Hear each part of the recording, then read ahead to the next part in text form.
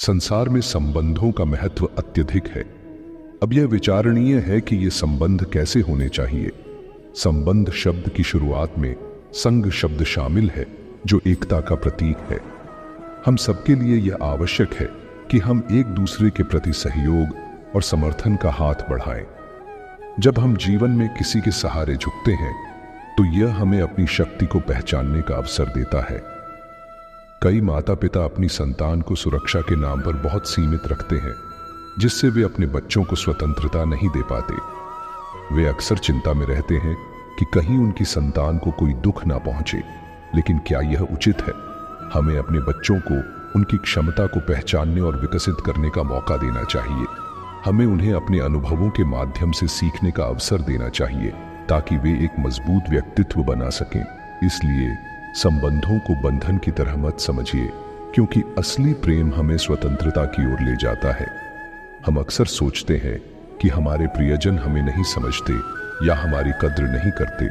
हम उनसे रुष्ट हो जाते हैं। लेकिन क्या कभी हमने सोचा है कि हमारे लिए उनका प्रेम कैसे प्रकट होता है? यह प्रेम हमेशा स्पष्ट नहीं होता। यह एक निस्वार्थ भावना है जो हमारे साथ होती है और हमें सुरक्षित रखती है। हमें इस प्रेम की गहराई को समझने की आवश्यकता है। राधे राधे। जीवन में प्रयास करते रहना आवश्यक है। कठिनाइयां, पीड़ाएं और संकट जीवन का हिस्सा है।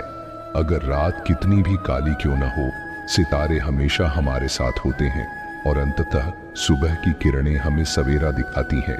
इसी प्रकार हमें जीवन में मेहनत करते रहना चाहिए, चाहे परिस्थितियां कितनी भी कठिन क्यों न हो। समय हमारे जीवन में एक महत्वपूर्ण भूमिका निभाता है। कभी कभी समय सही चलता है और कभी कभी यह हमें परीक्षण में डालता है।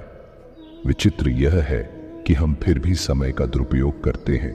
समय केवल एक बार गुजरता है, यह दोबारा नहीं आता। इसलिए हमें आज का सदुपयोग करना चाहिए। जो लोग समय का सम्मान करते हैं, उन्हें समय कीमती उपहार देता है। आपके कार्य चाहे छोटे हों या बड़े, उन्हें आज ही शुरू करें। यह न केवल दूसरों को सुख देना हो या स्वयं में परिवर्तन लाना। विलंब करने से बचें, क्योंकि जीवन में यही एक अद्वितीय अवसर है। समुद्र में मोती गहराइयों में ही बनते हैं। वे अपने अस्तित्व के लिए संघर्ष करते हैं और इसी संघर्ष से उनकी सुंदरता का विकास होता है।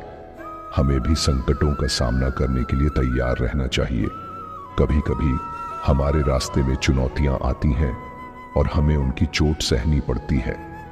यह हमें या तो तोड़ सकती है या हमें मजबूत बना सकती है। पत्थर हमें चोट पहुंचा सकते हैं, लेकिन अगर हम उनका सही उपयोग करें तो वे हमारे लिए पुल का कार्य कर सकते हैं। हमारे जीवन में एक स्पष्ट लक्ष्य होना चाहिए। जब हम लक्ष्य को दृष्टि में रखते हैं, तो हमें हर हाल में उसके प्रति समर्पित रहना चाहिए। अपने स्वास्थ्य और धन को एक दूसरे के खिलाफ ना खड़ा करें। स्वास्थ्य को महत्व दें, क्योंकि जब स्वास्थ्य ठीक नहीं होगा तो धन की कोई कीमत नहीं रह जाती। आखिरकार यह हमारे जीवन की यात्रा है। हमें अपने अनुभवों का आनंद लेना चाहिए और जीवन के छोटे छोटे सुखों में खुशी खोजनी चाहिए।